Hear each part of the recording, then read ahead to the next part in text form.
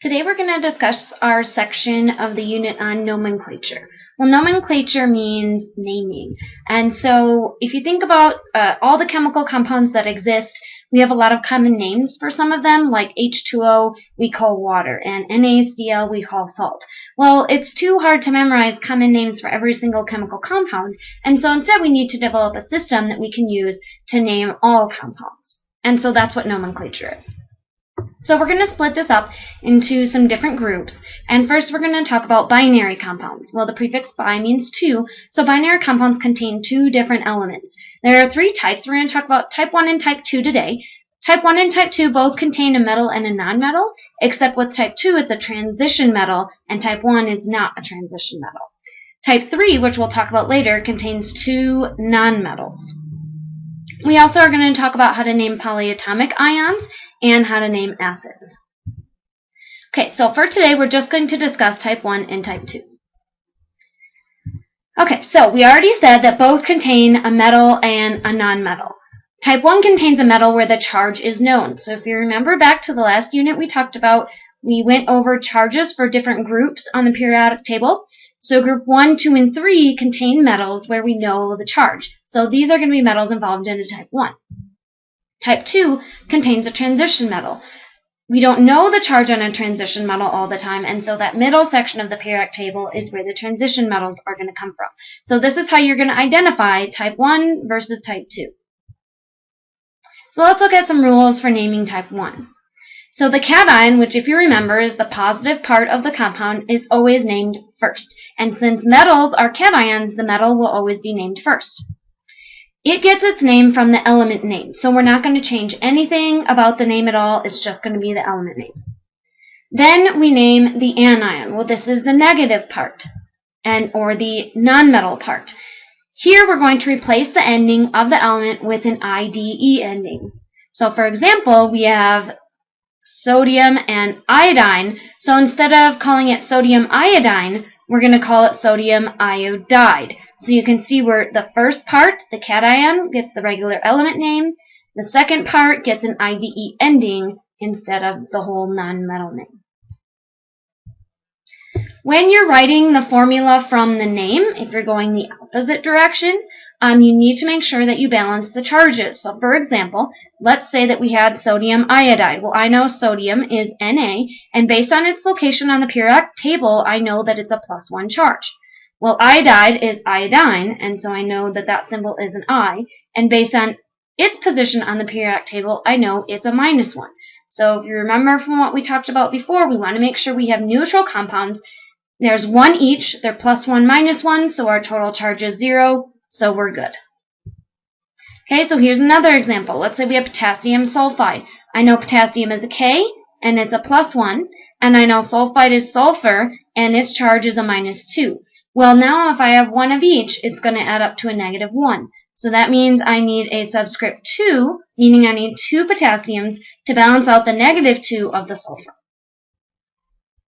We don't use any prefixes because we know the charges. So even though there are two potassiums, it's not dipotassium sulfide. Because we know the charges, we can figure out the quantity, and so we don't need to use prefixes in the naming.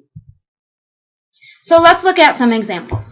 Okay, so first we have CaO. Well, I know that Ca is calcium, and I know that O is oxygen, but I need to replace the ending with an IDE, so I'm going to make it oxide. And that's it. When you have the compound and you're writing the name, it's really easy. You don't have to worry about charges. That's already been taken care of for you.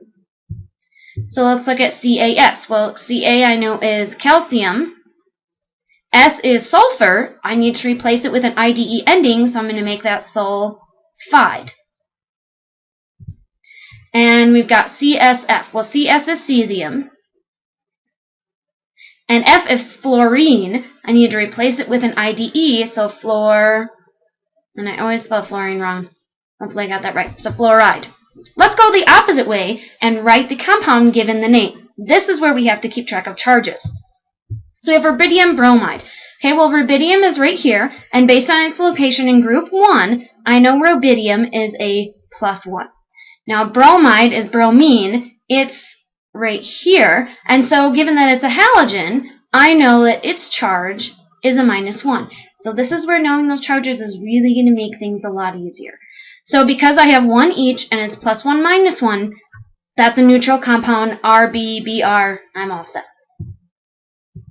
Okay, let's look at aluminum iodide. So aluminum is right here. It's a group 3, so I know that it's Al plus 3. And iodide is iodine, and that's right below bromine, so capital I -1. Now this is not a neutral compound the way that it's written. Because I have a +3, I also need a -3. And in order to do that, I need 3 iodines, which I'm going to show with a subscript after the I. So now I have a neutral compound, Ali3.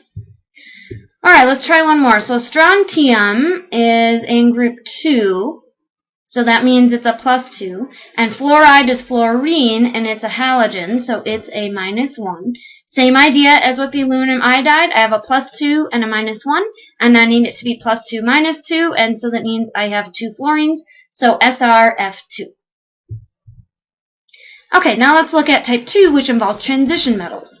Transition metals can have more than one charge. So unlike type 1, where we knew the charge on everything, we need a way to indicate the charge for the transition metal in a type 2 compound.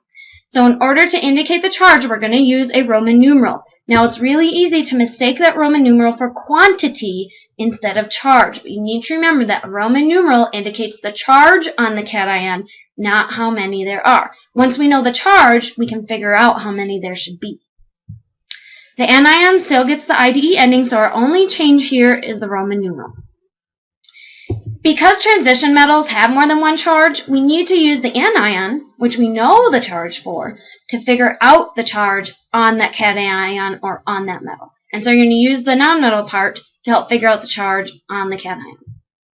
So, for example, here we have FeCl2. Well, Fe is iron. We don't know iron's charge. Okay, it's a question mark right now. So now let's look at the anion, which is Cl, which is chlorine. I know chlorine is a -1, and this compound tells me that there are 2 chlorines, meaning my total negative is a -2. This means that my total positive needs to be a +2. And since I only have 1 iron, it's got to take on the entire charge, and so this means iron in this case has to be a +2. And so when we write our compound, it's iron, Roman numeral 2, chloride. Okay, let's go the opposite direction. Now this is a little easier because they're giving us the Roman numeral, so they're giving us the charge. So we have lead 4, and so that means that lead is a +4. Oxide is oxygen. I know oxygen's a -2. And so now I need this subscript 2 in order to make it +4 and -4, so I have a neutral compound. You cannot simplify this. You cannot change the charges like to a +2 and a -1. That won't work. Okay, you're still going to get the same compound, but you need to keep the charges as they are. So let's look at some examples. So we have lead and sulfur. Well, lead, where are you, lead? Down here.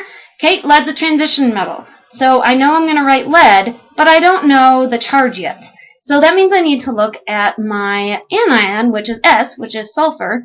Okay, and based on the fact that it's in group 6, that makes it a -2.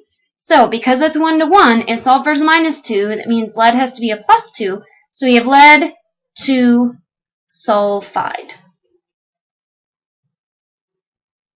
Okay, let's look at another one. We have iron and bromine. Iron is a transition metal, so we need to figure out its charge. So we're going to use bromine in order to do that. Bromine is a halogen, so it's a -1.